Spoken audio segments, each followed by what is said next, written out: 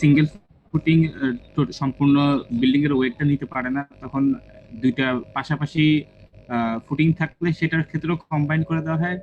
আবার যখন লোড নিতে ক্যারি করতে একটা single footing carry total load carry করতে পারে না, তখনও কম্বাইন ফুটিং করা হয় আসলে। এখানে আরো কিছু ক্রাইটেরিয়া আছে যে আমরা কখন হচ্ছে এটা ইউজ করতে পারি। তো একটা ক্রাইটেরিয়া হচ্ছে এরকম হতে পারে, যদি দেখেন পাশাপাশি দুইটা কলাম যদি থাকে, মনে করেন যে বেশি দূরত্বে না, দুইটা পাশাপাশি কলাম আছে যেখানে হচ্ছে প্রত্যেকটা কলামের জন্য আলাদাভাবে ফুটিং প্রোভাইড করা পসিবল না। মনে করেন যে এই যে ছবিটা আছে, মনে করেন যে এটা একটা কলাম, এটা একটা কলাম। এখন মনে করেন যে এটার জন্য আমরা যদি ফাউন্ডেশন বানাই তাহলে মনে করেন যে এরকম হলো। দেন যদি পাশেরটার জন্য ফাউন্ডেশন বানাই সেক্ষেত্রে দেখা গেল যে এই টাইপের একটা ফাউন্ডেশন হলো। তাহলে কি হলো, দুইটা ফাউন্ডেশন ওভারল্যাপ হয়ে গেল। তো এই ক্ষেত্রে কি করা হয়, যাতে ওভারল্যাপিংটা না হয় তার কারণে কি করা হয়, দুইটা ক্ষেত্রে একত্রে কম্বাইন্ড ফুটিং দিয়ে দেওয়া হয়। আবার অনেক ক্ষেত্রে দেখা যায় যে সয়েলটা হচ্ছে সাফিসিয়েন্ট স্ট্রেংথ না সয়েলটার, বা সফট সয়েল, তখন আমরা অনেক সময় কি করি, কম্বাইন্ড ফুটিংটা ইউজ করি। এরকম ক্রাইটেরিয়ার ক্ষেত্রে আমরা কম্বাইন্ড ফুটিংটা ইউজ করি। তো সিঙ্গেল ফুটিং ডিজাইন আপনারা যেভাবে করছেন, কম্বাইন্ড ফুটিংটাও মোটামুটি সেম, কিছু পার্থক্য আছে। তো আমরা এখানে ম্যাথ দেখি তাহলে বুঝতে পারবেন। Design a suitable rectangular combined footing for the figure shown below. Rectangular combined footing design করতে বলছে। গিভেন ডাটা হচ্ছে কিউ ইউ দেওয়া আছে, যেটা হচ্ছে আমার আলটিমেট স্ট্রেংথ দেওয়া আছে হচ্ছে 1.75 কিপ পার স্কোয়ার ফিট। এ প্রাইম সি কনক্রিটের স্ট্রেংথ দেওয়া আছে 3 কেএসআই, আর ইল্ড স্ট্রেংথ দেওয়া আছে হচ্ছে 60 কেএসআই। তো এখানে যে ফিগারটা দেখতে পাচ্ছেন, এখানে দেখেন যে দুইটা কলাম আছে, তো দুইটা কলামের মাঝখানে আমার ডিস্টেন্স মানে centre line to centre line distance হচ্ছে 17 ফিট।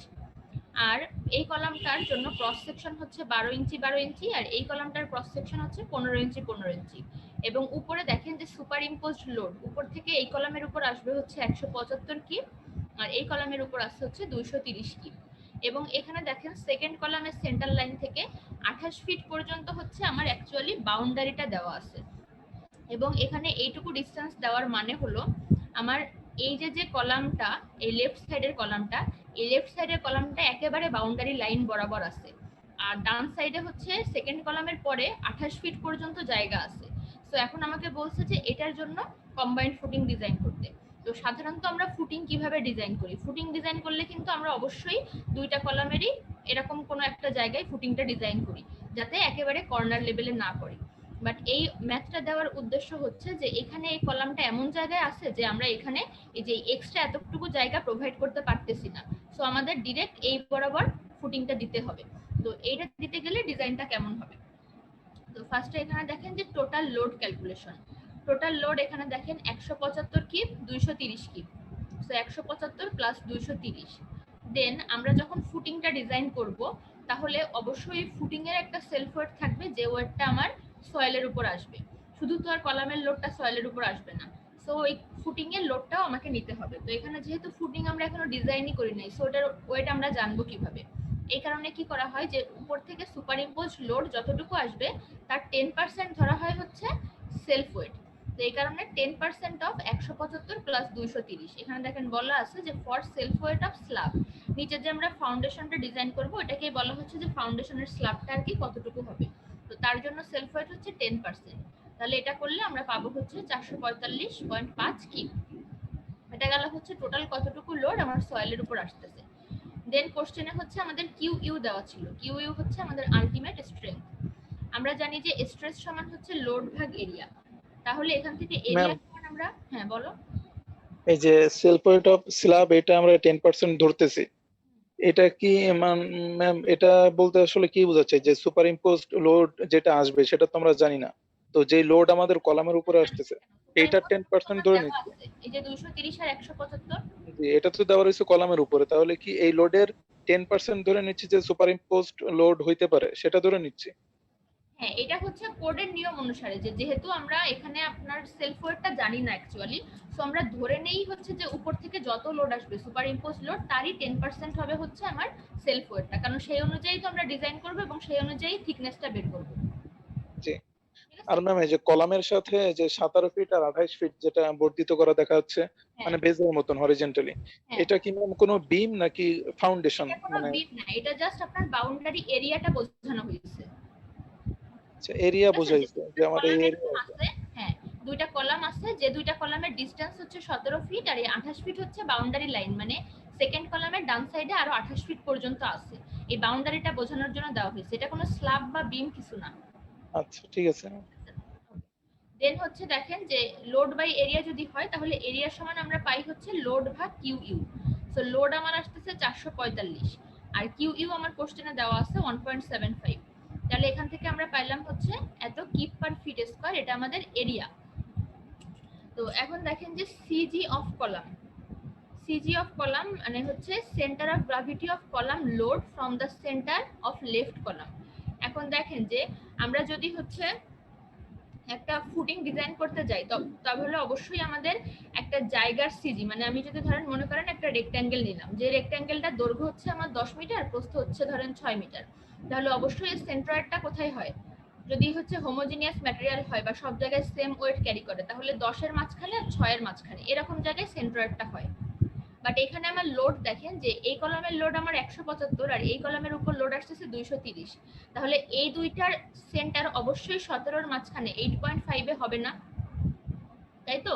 8.5 এ তখন হতো যদি এই পাশেও 175 এই পাশেও 175 অথবা দুইটা সাইডে সেম হতো, তাহলে আমাদের সেন্টারটা মাঝখানে হতো, কিন্তু যেহেতু এক সাইডে বেশি লোড এক সাইডে কম লোড, তো অবশ্যই সেন্টার অফ গ্র্যাভিটিটা মাঝখানে হবে না। তো সেটা কোথায় আছে আমরা সেটা কিভাবে বের করব, এবং আমরা এখানে একটা স্ট্যান্ডার্ড পয়েন্ট ধরছি হচ্ছে লেফট কলাম, এই কলামের সাপেক্ষে আমরা বের করব যে এই কলাম থেকে কত দূরে আছে। এখন আপনারা বলতে পারেন যে আমরা কেন রাইট কলামটা নিলাম না, রাইট কলামটা এই কারণে নিলাম না কারণ রাইট কলামের ডাউন সাইডে সাফিসিয়েন্ট জায়গা আছে, এই সাইডে যদি আমার ফাউন্ডেশন এতখানি পর্যন্ত হয় তাও আমরা বানাইতে পারবো, বাট লেফট সাইড যেহেতু আমাদের কলামটার স্থান সংকীর্ণ, মানে আমরা এই জায়গাটার বাইরে কিন্তু ফাউন্ডেশন দিতে পারবো না, মানে এই সাইডে আর এক্সটেন্ড করতে পারবো না, সো এই কারণে আমার লেফট কলামকে স্ট্যান্ডার্ড ধরে আমরা ডাইমেনশনটা বের করতেছি। তো এখানে দেখেন যে CG of column load from the centre of left column x bar is equal to, তাহলে দেখেন যে এই কলামের সাপেক্ষে যদি আমি নেই তাহলে মোমেন্ট সমান কত হবে, আমরা এই যে সেন্ট্রয়েড আপনারা পড়ে আসছেন 1-1 এ যে এক্স বার ওয়াই বারের সূত্র ছিল a1 x1 plus a2 x2 plus a3 x3 plus dot dot dot ভাগ x1 plus x2 plus x3 এরকম পড়ে আসছেন। তো এখানেও ওরকমই হবে, তাই a1 x1 হবে না, এখানে হবে f1 x1 into f2 x2 আর ভাগ x1 প্লাস x2, এরকম করলে আমরা পাবো হচ্ছে f এর ভ্যালুটা। তো এই পয়েন্টের সাপেক্ষে যদি আমরা নেই তাহলে দেখেন 230 ইন্টু কত আসতেছে 17, যদি আমরা এইখানে পয়েন্ট নেই তাহলে 230 থেকে ডিস্টেন্স হচ্ছে 17, আর 175 এর সাথে কি কোনো ডিস্টেন্স নেই যেহেতু আমরা এই মিডিল বরাবরই করতেছি, আর নিচে ভাগ লোড হবে আমার কত, total load 175 plus 230 f1 plus f2, এটাই দেখেন এখানে করা হয়েছে 230 ইন্টু 17 ভাগ 175 প্লাস 230, এটা করলে পাবো আমরা এক্স বার, এক্স বারটা 9.65 ফিট কোথার থেকে, এটা হচ্ছে আমার এই লেফট কলামের সেন্টার থেকে এইখানে হচ্ছে 9.65 আমার সেন্ট্রয়েডটা হবে, সেটাই এখানে বের করা হয়েছে। দেন আসেন হচ্ছে টোটাল লেন্থ, হ্যাঁ বলেন। ওই যে 254.57 ওইটা তো এরিয়া বের করছে, তাহলে ওইখানে কি কিলো দিব আমরা, মানে এটা কি অন্য ধরনের কোন এরিয়া যে কিলো কিপ পার ফিট স্কয়ার? আপনি কি একটু কাইন্ডলি জোরে কথা বলবেন, আমার আপনার কথা ক্লিয়ার আসতেছে না। ম্যাম ওই যে এরিয়া বের করছিলাম না 254.57 ওইটা, ওইখানে কিপ পার ফিট স্কয়ার আছে, ওইটা কি ম্যাম ওই ওটা কিপ? ফিট স্কয়ার হবে। ও আচ্ছা ঠিক আছে ম্যাম। লোডের ভ্যালু আমার কিসে, লোডের ভ্যালু হচ্ছে কিপে, আর কিউ ইউ এর ভ্যালু দেওয়া আছে কিসে দেখেন তো, মানে কিপ পার স্কয়ার ফিট, তো উপর আর নিচে কিপ কিপ কেটে গেলে থাকে হচ্ছে ফিট স্কয়ার, এখানে মনে হয় লেখা একটু ভুল গেছে, আচ্ছা ঠিক আছে ম্যাম, এখানে ফিট স্কয়ার হবে। থ্যাংক ইউ, এটা হচ্ছে আপনারা ঠিক করে নিয়েন, ঠিক আছে, যে কিপ পার না, এখানে শুধু ফিট স্কয়ার হবে, আমিও খেয়াল করি না এটা। আচ্ছা, তো এখানে তাহলে ফিট স্কয়ার, এবং আমরা এখান থেকে তাহলে দেখেন total length of the footing কত পাবো, যেহেতু আমাদের সেন্ট্রয়েডটা হচ্ছে 9.65 ফিটে, তাহলে সেন্ট্রয়েড থেকে দুইটা সাইডে আমাদের সেম ডিসটেন্সে আমরা ফুটিংটা প্রোভাইড করব। মনে করেন যে আমার সেন্ট্রয়েড হচ্ছে এখানে, তাহলে আমার ফাউন্ডেশনটার লেংথ এই সাইডে যতটুকু হবে এই সাইডেও কি ততটুকুই হবে। সো এটা যদি সেন্ট্রয়েড হয় 9.65, এই লেফট থেকে 9.65, তাহলে এখান থেকে রাইট সাইডেও কতটুকু হবে 9.65।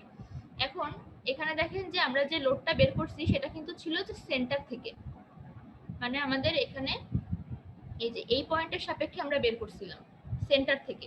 তো এখান থেকে হচ্ছে 9.65 এইখানে। এখন লেফট সাইডে তাহলে এতটুকু জায়গা বাকি আছে, আমরা ফাউন্ডেশন দিলে তো নিশ্চয়ই এই জায়গা থেকে দিব না, আমরা তো নিশ্চয়ই বাউন্ডারি লাইন থেকেই দিব। সো 9.65 এর সাথে এই এক্সট্রা হাফ গুণ যোগ করতে হবে। তো যেহেতু 12 ইঞ্চি, তাহলে মিডিল কত ইঞ্চিতে? 6 ইঞ্চিতে। 6 ইঞ্চিতে। 6 ইঞ্চি মানে আমাদের কত ফিট? 0.5 ফিট। যেহেতু আমাদের 9.65 ফিটে বের হয়েছে, সো আমাদের এটা যোগ করলে আমরা কি ফিটে যোগ করব, তাহলে 0.5 ফিট। এটা করলে আমরা পাবো হচ্ছে এই 9.65। এখান থেকে টোটাল লেফট সাইডের লেন্থটা আমার কত, তাহলে এখান থেকে দেখেন যে এই যে 9.65 ফিট প্লাস 0.5 ফিট, এটা গেল একটা সাইডের ডিসটেন্স সেন্ট্রয়েড থেকে। দেন ইনটু 2 করলে আমরা কি পাবো? আরেকটা সাইডের লেন্থ। সো এটা করলে আমরা পাবো হচ্ছে টোটাল লেন্থ কত ফুটিং এর, ঠিক আছে? Total length 20.3 feet. এখন দেখেন আমরা উপরে এরিয়া বের করছি 254.57 ফিট স্কয়ার। তাহলে এখান থেকে আমরা যদি লেন্থটা দিয়ে ভাগ দেই তাহলে আমরা কি পাবো? উইডথ পাবো না? যেহেতু লেন্থ ইনটু উইডথ সমান এরিয়া, তাহলে এরিয়াকে লেন্থ দিয়ে ভাগ দিলে আমরা পাবো হচ্ছে উইডথটা কত।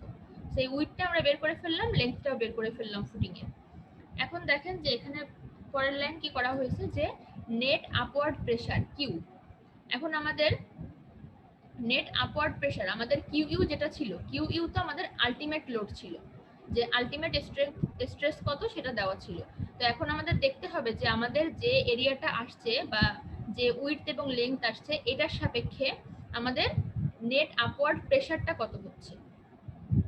তো নেট আপওয়ার্ড প্রেসার দেখেন স্ট্রেস সমান যেহেতু লোড ভাগ এরিয়া, সো লোড আমাদের টোটাল আসতেছিল কত? 175 প্লাস 230, আর এরিয়া হচ্ছে আমাদের 20.3 ইন্টু 12.54, তাহলে আমাদের এটা আসতেছে হচ্ছে 1.59 কেএসএফ। তাহলে দেখেন যে আমাদের আলটিমেট স্ট্রেস যত ছিল কিউ ইউ সমান 1.75 ছিল, তাহলে কিউ এর ভ্যালুটা তার থেকে কি, মানে অ্যাকচুয়াল যে দৈর্ঘ্য প্রস্থ দিয়ে আমরা যখন স্ট্রেসটা ক্যালকুলেশন করব তখন আমাদের আসতেছে 1.59। তাহলে আমাদের আলটিমেটের থেকে কি স্ট্রেসের ভ্যালুটা কম আছে, তাহলে এটা ওকে।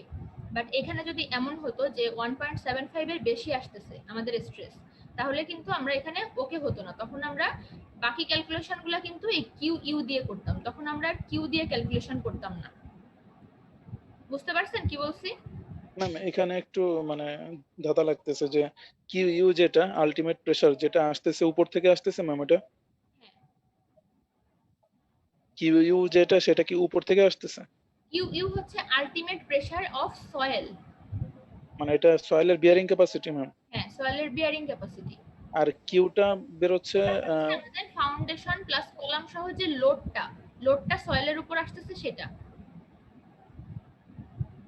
ঠিক আছে? সো আমাদের নেট আপওয়ার্ড প্রেসারটা আমাদের কি লোডের থেকে কম আছে আলটিমেট লোডের থেকে, আলটিমেট তো আমাদের 1.59 সরি 1.75। একটু ঘোলাচ্ছে কেন এই জন্য ম্যাম, যে নেট আপওয়ার্ড প্রেসার লেখা তো যতদূর মনে পড়তেছে যে আগে পড়ছিলাম কি যে আপওয়ার্ড প্রেসার বলতে যে সয়েল যে আপওয়ার্ড প্রেসারটা দেয়, যে লোডটা আসতেছে ওইটার অপোজিটে যে প্রেসারটা দেয় সেটা হচ্ছে আপওয়ার্ড প্রেসার। কি আপনারা মনে করেন যে একটা স্ট্রাকচার যদি সাম্যাবস্থায় থাকতে চায় তাহলে অবশ্যই উপর থেকে যে লোড আসতেছে নিচের থেকে যে লোড আসতেছে এটা তো সমান হতে হবে, তাই না?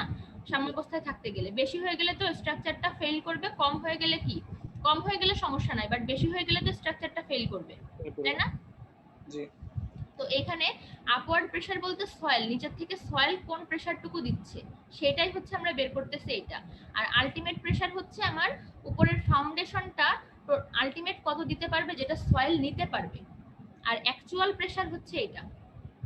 আর 1.75টা হচ্ছে সয়েল টোটাল ওই প্রেসারটা নিতে পারবে, এর উপরে আর সে প্রেসার নিতে পারবে না, ওটা হচ্ছে তার আলটিমেট লেভেল। আর আমাদের স্ট্রাকচার যেটা আমরা বানাচ্ছি তার দৈর্ঘ্য প্রস্থ অনুযায়ী আমার স্ট্রেস বা প্রেসারটা আসতেছে হচ্ছে 1.59, ঠিক আছে? তো এটা গেল। দেন হচ্ছে দেখেন যে Q less than Q U, so okay. এখন actual soil pressure per linear feet. এখন আমরা যেহেতু ফাউন্ডেশনটা আমাদের হচ্ছে রেক্ট্যাঙ্গেল এই টাইপের, এখন আমরা যদি শিয়ার ফোর্স বা বেন্ডিং মোমেন্ট বের করতে চাই তাহলে অবশ্যই আমরা একটা লাইন বরাবর ক্যালকুলেশন করি, আমরা অবশ্যই এখানে এই রেক্ট্যাঙ্গেল অনুযায়ী করি না, বা দুইটা ডাইমেনশন থাকলে আমরা সেইভাবে করি না। আমরা বিম বলেন বা যে কোনো স্ট্রাকচার সলভ করতে বলেন, যখন আমরা শিয়ার ফোর্স বেন্ডিং মোমেন্ট বের করি তখন আমরা একটা লাইনের জন্য করি বা একটা লাইনে কনভার্ট করে নিয়ে তারপর করি।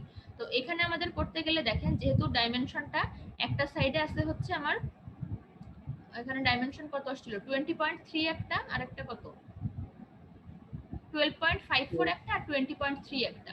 তো 12.54 হচ্ছে আমার এটা 12.54, আর 20.3 হচ্ছে আমার নিচেরটা। এখন বলেন যে আমরা পার লিনিয়ার ফিটে যখন ক্যালকুলেশন করব, আমার ম্যাক্সিমাম মোমেন্ট বা ম্যাক্সিমাম শিয়ার কোথায় আসা সম্ভব, এই 2.3 ডাইমেনশনে নাকি 12.54 ডাইমেনশনে?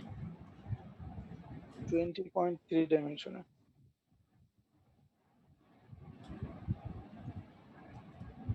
সাধারণত যেখানে বেশি ডাইমেনশন থাকে সেখানেই হচ্ছে আমাদের ম্যাক্সিমাম মোমেন্টটা পাওয়া যায়, এবং ম্যাক্সিমাম মোমেন্টের জন্য যদি আমরা ফুল স্ট্রাকচারটাকে ডিজাইন করি তাহলে আমাদের বাকি সব ক্রাইটেরিয়াও স্যাটিসফাই করে। বাট যদি আমরা কম মোমেন্ট নিয়ে ক্যালকুলেশন করি তখন দেখা গেল যে যে রেইনফোর্সমেন্টটা আসবে সেটা বেশি মোমেন্টের জন্য স্যাটিসফাই করতেছে না। সো এই কারণে আমরা কিন্তু ম্যাক্সিমামটা নিয়েই করি। তো এই ক্ষেত্রে আমরা লেন্থ নিব হচ্ছে 20.3। এখন এটা আসছে হচ্ছে 1.59 KSF, keep per square feet. তো কিপ পার স্কোয়ার ফিট যদি হয়, এটাকে আমরা যদি এই ফিট স্কোয়ার মানে 20.3 ইন্টু 12.54 দিয়ে গুণ দেই তাহলে আমরা পাবো কিসে, কিপে পাবো। তো কিপে পাইলে তো আবার আমার হচ্ছে এখানে ইউডিএল লোডটা আসলো না। তো এই কারণে আমি কি করব যে লিনিয়ার ফিটে কনভার্ট করব, মানে এই যে ডাইমেনশনটা এটাকে আমরা এক লাইনে নিয়ে আসবো। তাহলে এই কারণে আমরা 12.54টা দেখেন 1.59 এর সাথে গুণ দিচ্ছি, 1.59 ইন্টু 12.54, তাহলে আমরা ভ্যালুটা পাবো হচ্ছে কিপ পার ফিটে। সয়েল প্রেসারটা আমরা পাবো হচ্ছে কিপ পার ফিটে, ঠিক আছে। একটা ডাইমেনশন কিন্তু আমরা এখানে গুণ দিচ্ছি না, কারণ আমরা এই 20.3 এর পার ফিটে কত সেটাই এখানে বের করতেছি, যে 20.3 এর পার ফিটে হচ্ছে 19.94 কিপ, তাহলে 20.3 তেও আমরা বের করতে পারবো। তো এই কারণে এই যে কিপ পার ফিটে বের করা। দেন দেখেন হচ্ছে এখান থেকে যদি আমরা এসএফডি বিএমডি আঁকতে চাই, এসএফডি বিএমডি আমার লাগবে হচ্ছে ম্যাক্সিমাম মোমেন্টের জন্য, এবং ম্যাক্সিমাম মোমেন্ট লাগবে আমার রেইনফোর্সমেন্ট ক্যালকুলেশনের জন্য। তো এখানে যে ফিগারটা আমাদের ছিল সেই ফিগারটা দেখেন যে একটা সাইডে ছিল 175 কিপ, আর একটা সাইডে ছিল হচ্ছে আমার 230 কিপ, এবং একটা এই যে কলামের মিডিলটা এখান থেকে লেফট সাইডে ছিল আমার 0.5 ফিট, যেহেতু 12 ইঞ্চি ছিল তার অর্ধেক 6 ইঞ্চি, সো 0.5 ফিট, এবং একটার থেকে আরেকটার ডিস্টেন্স আমার ছিল হচ্ছে 17 ফিট, ঠিক আছে। এবার দেখেন যে 230 থেকে এই সাইডে আমি লিখছি হচ্ছে 2.8 ফিট। কোশ্চেনে ওইখানে কত দেওয়া ছিল 28 ফিট। এখন 28 ফিট কিন্তু আপনাদের কোশ্চেন যখন বলছে তখনও বলছে যে এটা হচ্ছে আমার বাউন্ডারি লাইন, কিন্তু আমাদের দেখেন তো যে লেংথ কত, টোটাল ফুটিংটার লেংথ কিন্তু 20.3 ফিট। এখন 20.3 ফিট মানে হচ্ছে আমার এই পয়েন্ট থেকে শুরু করে 20.3, তার মানে এরকম কোন একটা জায়গায়। তো এখান থেকে এই পর্যন্ত 17 অলরেডি, লেফট সাইডে এইটুকু আছে 0.5 মানে 17.5, তাহলে আর কতটুকু হলে আমার 20.3 হয়, সেইটুকুই হবে হচ্ছে আমার লেংথ। এই কারণে এটার ডাইমেনশন হচ্ছে 20.3 মাইনাস 17 মাইনাস 0.5 সমান 2.8 ফিট। এটা গেল আমার টোটাল লেন্থটা ফাউন্ডেশনের। আমরা কিন্তু টোটাল বাউন্ডারি জুড়ে করি নাই, যেটুকু ফাউন্ডেশন শুধু সেইটুকুটাই বের করতেছি। এটা কি বুঝতে পারছেন? জি ম্যাম। হ্যালো, জি ম্যাম, বুঝতে পারছি। ওকে। দেন এটা গেল তাহলে 2.8 ফিট। দেন এখান থেকে তো শিয়ার ফোর্স বেন্ডিং মোমেন্ট আমরা পারবো, এখানে হচ্ছে 0 আমার পয়েন্ট, এখান থেকে এটা আসছে হচ্ছে উপরের দিকে লোডটা, তাই না? তাহলে উপরের দিকে যদি লোড হয় 19.94 গুণ 0.5, এটা করলে আমরা পাবো হচ্ছে এই যে 9.97। দেন এই ম্যাম, ওই যে হ্যাঁ বলেন। যেরকম নিচে দিয়ে দেখাইছেন, আমরা যদি উপর দিয়ে দেখাই তাহলে কি সমস্যা আছে? যে ডিস্ট্রিবিউটেড লোড যেটা, এই যে এটা এটা জি আপনি উপর দিয়ে তো দেখাতে পারবেন না, এটা তো সয়েলের প্রেসার। সয়েল প্রেসার কোন দিকে কাজ করবে? সয়েল তো উপরের দিকে লোড দিবে, সয়েল তো নিচের দিকে লোড দিবে না। আচ্ছা, ঠিক আছে। বুঝতে পারছেন? আপনার সুপার স্ট্রাকচার বা কলাম বা ফাউন্ডেশন যেটা, সেটার লোডটা কিন্তু নিচের দিকে কাজ করতেছে, আর সয়েল প্রেসারটা কিন্তু উপরের দিকে কাজ করতেছে। সো এটা যদি আপনি উপরে দেন তাহলে বোঝাবে যে উপর থেকে নিচের দিকে লোড আসতেছে, এটা উপরে দিলে ভুল হয়ে যাবে, জি ঠিক আছে। এটা সয়েল প্রেসার মানে উপরের দিকে কাজ করে, যার কারণেই কিন্তু এই যে এটা কিন্তু উপরের দিকে উঠছে। আর যদি এটা ইউডিএলটা এরকম উপরের দিকে থাকতো তাহলে কিন্তু এটা নিচের দিকে নামতো, ঠিক আছে। তো এটা গেল হচ্ছে 9.97, দেন 175 নিচে নামছে, তাহলে এখান থেকে 175 বিয়োগ দিলে আমরা পাবো 165। দেন আবার এইটুকু 19.94 গুণ 17 করলে আমরা যেটা পাবো 165 বিয়োগ করলে হবে 173.95। দেন এখান থেকে আবার 230 নিচে নামলে কত হবে, দেন 19.94 গুণ 2.8 করে 56.05 মাইনাস করলে হবে হচ্ছে 0। ম্যাম 9.97 এটা আবার একটু বলেন তো কাইন্ডলি। এটা এটা জি হচ্ছে আপনার এই যে এইটুকু ডাইমেনশনের জন্য ক্যালকুলেটর থাকলে করে দেখতে পারেন। 19.94 গুণ 0.5। ইউডিএলটা কিভাবে আসে, লোড ইনটু ডিসটেন্স আসে না, পার ফিটে 19.94, তাহলে 0.5 ফিটে কত?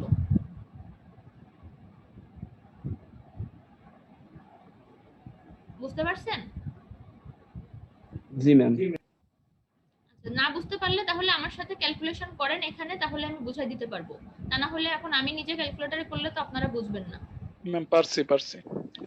পারলে তারপর 9.97 থেকে যে 175 নিচে নামবে, তাহলে 175 থেকে 9.97 বিয়োগ দেন, পাবেন হচ্ছে 165।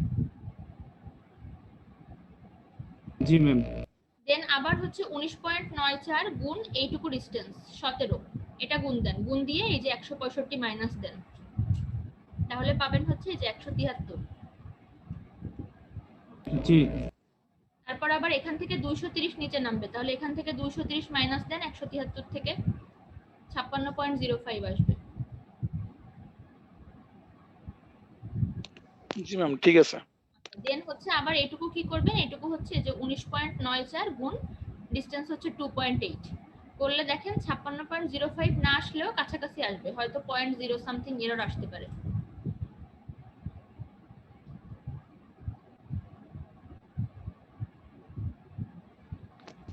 জি ঠিক আছে ম্যাম, মিলছে -0.218। আচ্ছা হ্যাঁ, ওইখানে দেখেন যদি এখানে 0.21ও আসে আপনারা কিন্তু এখানে অবশ্যই জিরোতেই মিলাই দিবেন, কারণ শেয়ার ফোর্স বেন্ডিং মোমেন্ট কিন্তু অল টাইম জিরোতে শুরু হয়, জিরোতে শেষ হয়। এখন জিজ্ঞাসা করতে পারেন এখানে মিলে নাই কেন, মিলে নাই কারণ আমরা কিন্তু এখানে সবকিছুর ফুল ভ্যালুটা কখনো ইউজ করি না, আমরা কিন্তু পয়েন্টের পরে 2টা সংখ্যা বা 3টা সংখ্যা রেখে দিই, ঠিক আছে, ফুল ভ্যালুটা ইউজ করি না, যার কারণে এখানে পয়েন্ট সামথিং এররটা আসা স্বাভাবিক।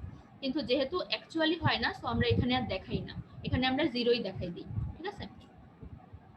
দেন আসেন হচ্ছে এটার থেকে বেন্ডিং মোমেন্ট ক্যালকুলেশন। তো বেন্ডিং মোমেন্ট তো আমরা পারবো, এটুকু কি একটা রেক্ট্যাঙ্গেল এরিয়া, তাহলে হাফ গুণ দৈর্ঘ্য গুণ প্রস্থ, তাহলে দৈর্ঘ্য কত, এখানে ডিসটেন্স ছিল 0.5 ফিট, আর লম্ব হচ্ছে 9 ইন্টু 9.97 গুণ হাফ, এটা করলে পাবেন হচ্ছে 2.49। করতেছেন কেউ নাকি আমি বলে যাব? বলে যান ম্যাম। আচ্ছা ওকে। দেন হাফ গুণ ভূমি গুণ উচ্চতা দিয়ে পাবেন 2.49, এবং এই 2.49টার যে কার্ভটা দেখেন, কার্ভটা আমি 2 ডিগ্রি কার্ভ।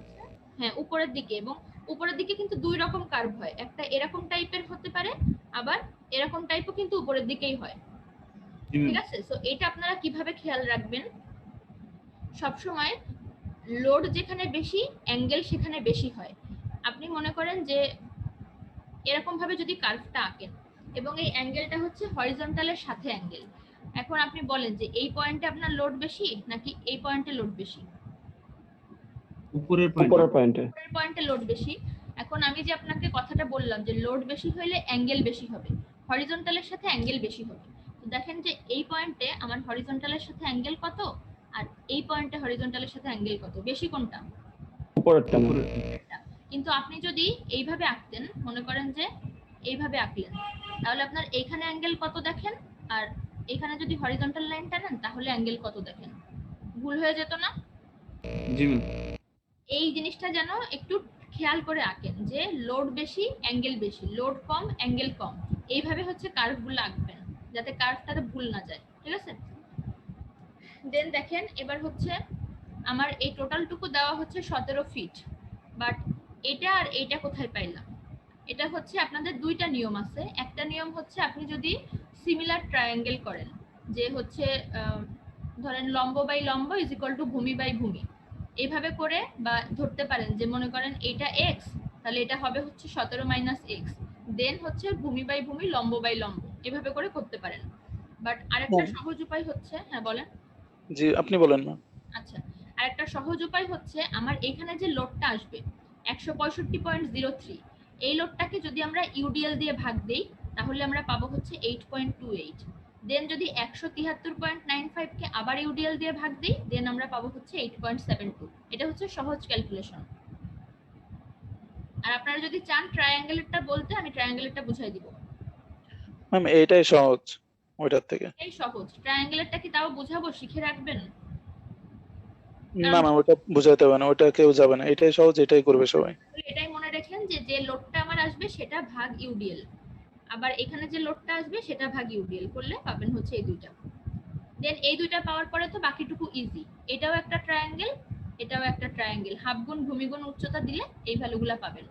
এই যে 2.49 পাইছেন, এরপরে হাফ গুণ 8.28 গুণ 165.03 করলে যে ভ্যালুটা পাবেন তার থেকে 2.49 মাইনাস করলে পাবেন 680।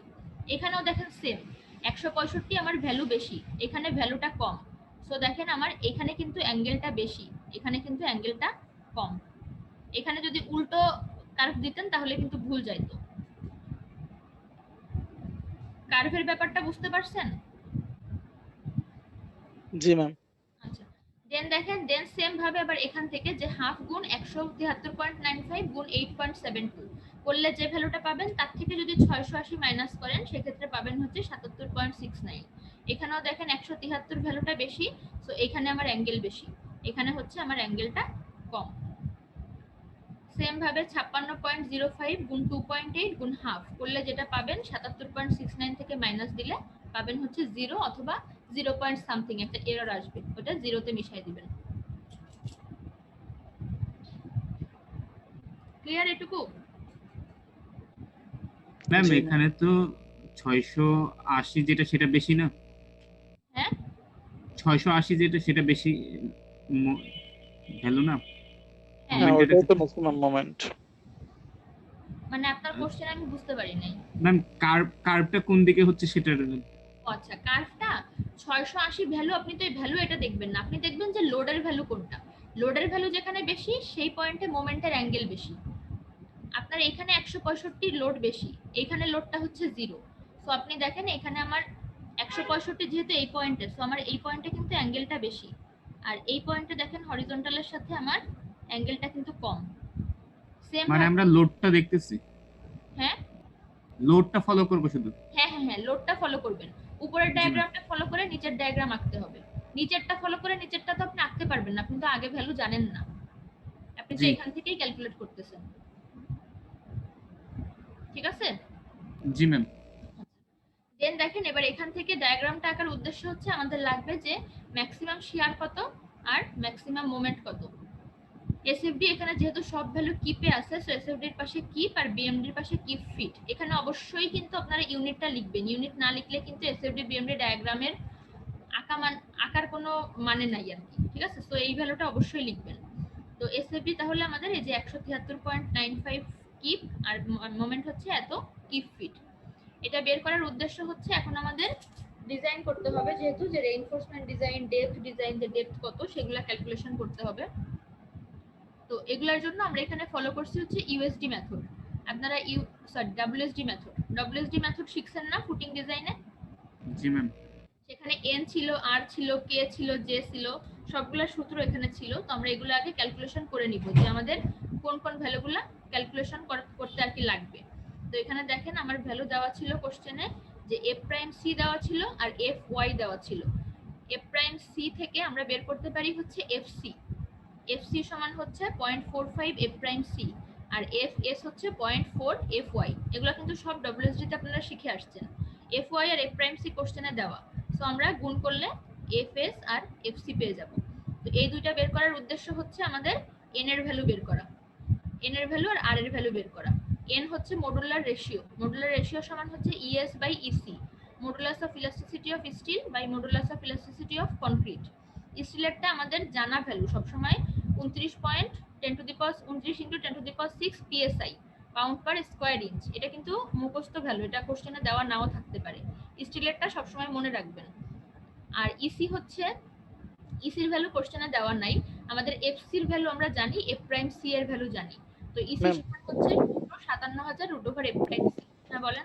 এই যে ইএস এর যে ভ্যালুটা 29 × 10⁻⁶, এটা কি যে কোনো স্টিলের ক্ষেত্রেই হবে? মানে যদি স্টিলের গ্রেড 60 বা 70 গ্রেড হয় বা 50 এরকম যদি গ্রেড চেঞ্জ হয় তারপরেও কি ইএস এর ভ্যালুটা এটাই থাকবে সবসময়? হ্যাঁ, স্টিলের ভ্যালুটা এটাই ধরা হয় 29 × 10⁻6 পিএসআই। বাট যদি কখনো এভাবে গ্রেড আলাদা করে দেওয়া থাকে তাহলে ভ্যালুটা দেওয়া থাকবে, যেটার জন্য মডুলাস অফ ইলাস্টিসিটি এত। আর দেওয়া না থাকলে আপনারা সবসময় এটাই ইউজ করবেন। আচ্ছা। আচ্ছা, তো এ প্রাইম সি এর ভ্যালুটা কিন্তু কোশ্চেনে দেওয়া হয় যে 3 কেএসআই। 3 কেএসআই মানে হচ্ছে 3000 পিএসআই। কে তো হচ্ছে কিলো, সো ইনটু 1000 দিয়ে করা, যেহেতু উপরের ভ্যালুটা পিএসআই তে, সো নিচেরটাতে 1000 দিয়ে গুণ দিয়ে পিএসআই বানানো হয়েছে। ঠিক আছে, তো এখান থেকে আমরা পাবো হচ্ছে 9.29, এবং মডুলার রেশিওর ভ্যালু সবসময় পূর্ণ সংখ্যায় লিখতে হয়। সো অবশ্যই নেক্সট হায়ার ভ্যালুতে কনভার্ট করতে হবে, এটাকে পয়েন্টে রাখা যাবে না। ঠিক আছে, দেন আর এর ভ্যালু দেখেন, আর এর ভ্যালু হচ্ছে এফএস বাই এফসি। এফএস এর ভ্যালু ওই যে আমরা উপরে বের করলাম, এফএস এফসি দুইটাই। ম্যাম হ্যাঁ এখানে এই মডুলার রেশিও মানে যদি 9 ধরা হয় তাহলে কি ভুল হবে? হ্যাঁ, এখানে মডুলার রেশিও 9 ধরলে ভুল হবে, কারণ এখানে 9.29 আছে, সো আমার এর থেকে কম নেওয়া যাবে না। জি ম্যাম। সাধারণত তো আমরা অনেক জায়গায় দেখছি যে এরকম 9 অনেক পয়েন্ট জায়গায় না, সামথিং এটা থাকলে আমরা 9 সাধারণত দিই। আমরা যখন ওই যে ইয়াটা ক্যালকুলেশন করি, সেন্টার টু সেন্টার ডিসটেন্স যখন দিই রেইনফোর্সমেন্টের, সেই ক্ষেত্রে কিন্তু আমরা শুধু কমটা নেই। ঠিক আছে, বাকি সব ক্ষেত্রে আমরা সাধারণত কিন্তু নেক্সট হায়ার ভ্যালু ইউজ করি। স্পেসিংটা হচ্ছে আমরা কম নেই। হ্যাঁ, বাট স্পেসিফিকের ক্ষেত্রে শুধুমাত্র আমরা কম নেই, আর বাকি সব ক্ষেত্রে আমরা মোটামুটি হায়ার ভ্যালুটাই নিয়েই কিন্তু কাজ করি, যেটাতে বেশি দিলে কোনো অসুবিধা নাই, কিন্তু স্পেসিংটা বেশি দিলে অসুবিধা, কারণ তাহলে আর লোডটা নিতে পারবে না আর কি ওইটুকু জায়গার মধ্যে। তো এটা গেল। দেন আর হচ্ছে এফএস বাই এফসি, এটা 24 আর 1.35 ক্যালকুলেশন করা। সো আর এর ভ্যালু আমরা পাইলাম হচ্ছে এখান থেকে 17.78, এবং এটা হচ্ছে আপনারা পয়েন্টেই লিখবেন, এটা হচ্ছে নেক্সট হায়ার ভ্যালুতে কনভার্ট করার দরকার নাই, এটা যা আসবে তাই। দেন আর থেকে আমরা কে টা পাবো, কে হচ্ছে n বাই n প্লাস আর, উপরে n আমাদের জানা, n বাই r মানে আরও জানা, তো এখান থেকে আমরা পাবো কে, এবং এই কে এর ভ্যালুটা সব সময় পয়েন্টের পরে তিনটা সংখ্যা অ্যাট লিস্ট নেবেন, তিনটা সংখ্যার কম নেওয়া যাবে না। ঠিক আছে, তিনটা সংখ্যা অবশ্যই নেবেন। দেন জে এর ভ্যালু হচ্ছে 1 মাইনাস কে বাই 3, এটা কে তো আমরা উপর থেকে বের করলাম, ভাগ 3 দিলে আমরা পাবো হচ্ছে জে এর ভ্যালুটা। ঠিক আছে, কে জে ক্যালকুলেট করলাম কেন, কারণ আমাদের এখানে যে মোমেন্টের সূত্র FC by 2 K J BD square, এখান থেকে আমরা বের করব হচ্ছে আমাদের ডেপথ কত। আমরা এতক্ষণ কিন্তু শুধু দৈর্ঘ্য আর প্রস্থটা বের করছি ফাউন্ডেশনের ফুটিং এর, এখন আমাদের লাগবে ডেপথ। সো ডি সমান হচ্ছে, তাহলে এখান থেকে পাবো 2m max by fc kjb, তাহলে 2 ইনটু m max তো আমরা এই যে উপর থেকে পাইছি যে m max হচ্ছে 680.73 কিউব ফিট, তো 680.73 গুণ 12 দেওয়া হয়েছে হচ্ছে ফিটকে ইঞ্চিতে করার জন্য, কারণ আমরা ডেপথ সাধারণত ইঞ্চিতে বের করি, ডেপথ ফিট পর্যন্ত যায় না, আমরা সাধারণত ইঞ্চিতেই ডেপথটা বের করি, তো এই কারণে হচ্ছে 12 গুণ দেওয়া। দেন 1.35 এফসি হচ্ছে আমরা এই যে উপরে বের করছি যে এফসি কত 1.35 কেএসআই, কেএসআই মানে পার কিপ পার ইঞ্চ স্কয়ার, যার কারণেই কিন্তু আমাদের এখানে এই 12তে কনভার্ট করা, মানে ইউনিট সেম রাখার জন্য।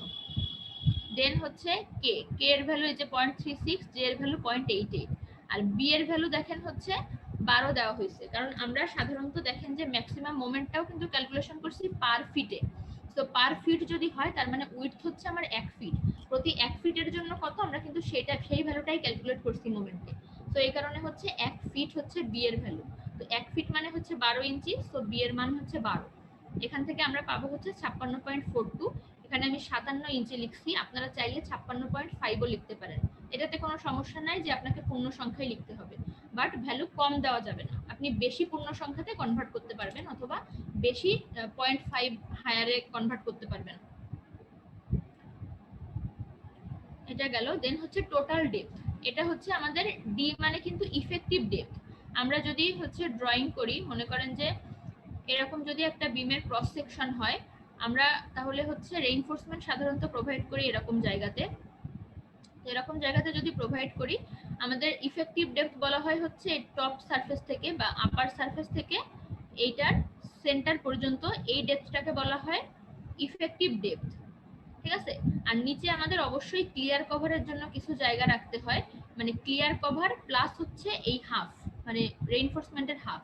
এই জায়গাটুকুকে সাধারণত যদি আমরা হচ্ছে সিঙ্গেল কলাম ফুটিং করি সেক্ষেত্রে হচ্ছে আমাদের ধরা হয় হচ্ছে 1.5 ইঞ্চ বা 2.5 ইঞ্চ এরকম ধরা হয়। আর যদি হচ্ছে আমরা কম্বাইন্ড কলাম ফুটিং ডিজাইন করি সেক্ষেত্রে হচ্ছে 4 ইঞ্চি মিনিমাম ধরতে হয়। সো এই কারণে দেখেন টোটাল ডেপথে 57 সাথে 4 যোগ দেওয়া হয়েছে। সো 61 ইঞ্চ হচ্ছে আমাদের টোটাল ডেপথ, আর ইফেক্টিভ হচ্ছে 57 ইঞ্চ। ঠিক আছে, তাহলে আমরা এখান থেকে ম্যাম ওখানে হ্যাঁ বলেন। ম্যাম রডের স্পেসিং কি 4 এর ভিতরে থাকতেছে? বুঝি না। কাভারিং রডের স্পেস সবগুলো কি 4 এর ভিতরে? হ্যাঁ হ্যাঁ, সবকিছু 4 এর ভিতরে ধরা আছে। 4 এর ভিতরে কিন্তু আপনার রেইনফোর্সমেন্টের হাফও পড়বে, কারণ ইফেক্টিভ ডেপথ তো রেইনফোর্সমেন্টের মাঝখান পর্যন্ত। ঠিক আছে, 4 এর ভিতরে সবকিছু ধরা আছে, আপনার ক্লিয়ার কভার, রেইনফোর্সমেন্ট এর সবকিছুই ধরা আছে।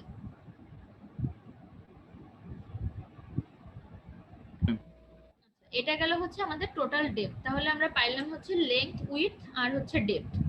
এখন আমাদের তাহলে বাকি থাকে হচ্ছে রেইনফোর্সমেন্ট ক্যালকুলেশন। এটা আমি নেক্সট দিন দেখাবো, কারণ শিয়ার চেক, পাঞ্চিং শিয়ার চেক করে এসে দেন স্টিল ক্যালকুলেশন করতে হবে। এটা নেক্সট দিন দেখাই দিব। ঠিক আছে, জি ম্যাম। আচ্ছা এই পর্যন্ত কোথাও কারো কোশ্চেন আছে? ম্যাম এত বড় ম্যাথ আমরা এক্সামে করব কি করে? এত বড় ম্যাথ এক্সামে করবেন কিভাবে? এক্সামে আপনাদের যদি অনলাইনে পরীক্ষা হয় সেক্ষেত্রে তো আপনাদের টাইম শর্টেজ, তো সেক্ষেত্রে আপনাদের হয়তো কমায় দেওয়া হবে। যেমন ধরেন আমি ফিগারটা দিয়ে দিলাম, আমি বললাম যে হচ্ছে লেংথ বা উইডথ পর্যন্ত ক্যালকুলেশন করো, বা শুধু লেংথ উইডথ বের করো, অথবা লেংথ উইডথ প্লাস হচ্ছে ডেপথ বের করেন, অথবা হচ্ছে সব ভ্যালুগুলো আমি দিয়ে দিলাম যে লেংথ এত, ডেপথ এত, উইডথ এত, রেইনফোর্সমেন্ট ক্যালকুলেশন করেন। মানে সেই ক্ষেত্রে এই সেম ম্যাথটাকেই শর্ট করে দেওয়া হবে। জি ম্যাম। বুঝতে পারছেন? অফলাইনের জন্য এটা টাফ একটা ম্যাথ। হ্যাঁ, অফলাইনের জন্য যদিও কিন্তু আর কোনো অপশন নাই। অফলাইন হলে আপনার ফুল ম্যাথই থাকবে এবং সেই ক্ষেত্রে আপনার 10 মার্ক থাকবে। আমি এটা অন্যায় ম্যাম, 10 মার্ক এত বড় ম্যাথে।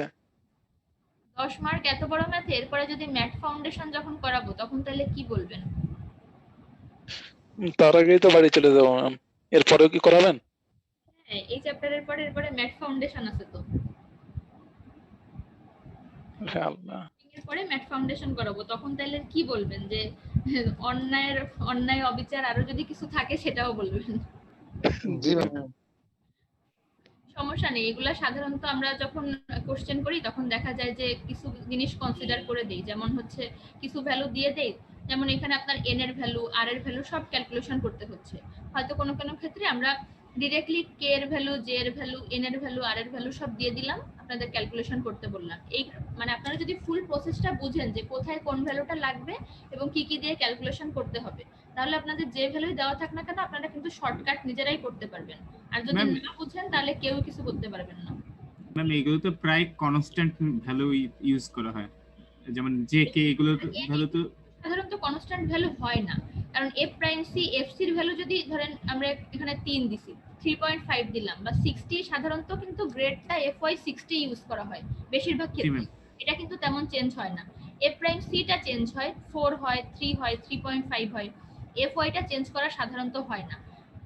ম্যাম চেঞ্জ করলেও খুব বেশি চেঞ্জ হয় না, খুব বেশি আর এর ভ্যালু, হয় না। হ্যাঁ, এন এর ভ্যালু, জে এর ভ্যালু একই প্রায় ম্যাম সেমই এখানে বলতেছে কি ম্যাম যে এমনি এখনো পর্যন্ত যেটুকু করাইছেন এগুলা সবকিছুই ঠিক আছে, এবং সবকিছু হচ্ছে নর্মাল টাইপের ম্যাথ, কিন্তু ম্যাম এই জন্য টাফ বলতেছে যে সময়ের জন্য। অনলাইনেও সময় পাবো না, আবার অফলাইনেও সময় পাবো না। যদি এরকম হইতো যে আপনারা যতই প্যাচ মারেন এখানে মানে কঠিন করে দিয়ে তারপরে বলতেন যদি 2 ঘন্টা টাইম দিলাম বা একদিন সময় দিলাম পরীক্ষা দাও, সকালে প্রশ্ন মানে আউট হবে, তারপরে তোমরা হচ্ছে সন্ধ্যায় এটা জমা দিতে হবে, তাইলে ম্যাম এরকম বড় ম্যাথ 2-1টা দিলেও সমস্যা হতো না। কিন্তু টাইমের সাথে কম্পেয়ার করে বলতেছি ম্যাম যে টাইমের সাথে এটা টাফ। আরো একটা জিনিস আছে, হ্যাঁ, যে আপনারা কি করেন যে এখন তো অনলাইনে পরীক্ষা কপি করা খুবই ইজি, সবাই তো এমনিও দেখে দেখে করবেন, কিন্তু দেখে দেখে করাটাও এখানে প্রবলেম না। প্রবলেম হচ্ছে আপনারা কি করবেন, একজন করবেন, তারপর ছবি তুলে বাকি সবাইদেরকে পাঠাবেন, তারপর সবাই সেটা কপি করবেন। এটা করতে গেলে তো টাইম লাগবেই। যে যার মতো করেন, দেখবেন টাইম কম লাগবে। ঠিক আছে, ম্যাম এটা তো অন্যায়, এটা আমরা ওইভাবে করি না ম্যাম। না এটা হচ্ছে আপনি ধরেন করেন না, বাকিরা যে কেউ করে না তার গ্যারান্টি দিতে পারবেন আপনি? পারবেন না। আমরা তো সবাই রেগুলার ক্লাস করি, সবাই ভালো ম্যাম, মানে ওইভাবে যে যার মতোই করে লেখে। সো আপনাদের হচ্ছে টাইম লিমিট সেভাবে দেখেই আমরা চেষ্টা করব যে যাতে হচ্ছে ওই টাইমের মধ্যে আপনারা কভার করতে পারেন, ঠিক আছে? অথবা আপনারা তখন কি করবেন যে বেশি বড় ম্যাথ যেটা সেটা মানে স্কিপ করে ছোট কোশ্চেন যেগুলো সেগুলোর অ্যান্সার করবেন। জি আচ্ছা, আপনাদের অ্যাটেন্ডেন্সটা নেই, আপনারা তারপর লিখবেন।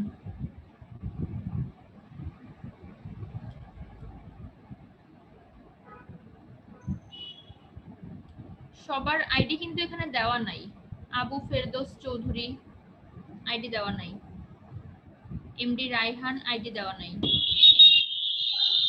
অনেকেরই ID ma'am yes ma'am Abu Ferdous Chowdhury 5 ma'am আমি 5 এভাবে আবু বলে লাভ ফেরদৌস নাই, চৌধুরী 5 বলি যে এভাবে বলে কোনো লাভ নাই, যেহেতু শট নেই বা ছবি তুলে নেই পরবর্তীতে এটা দেই। সো এটা এভাবে বললে পসিবল না। আচ্ছা ঠিক আছে। যার যার রিনেম করে দিবেন। রিনেম করা না থাকলে অ্যাটেন্ডেন্স কিন্তু পাবেন না।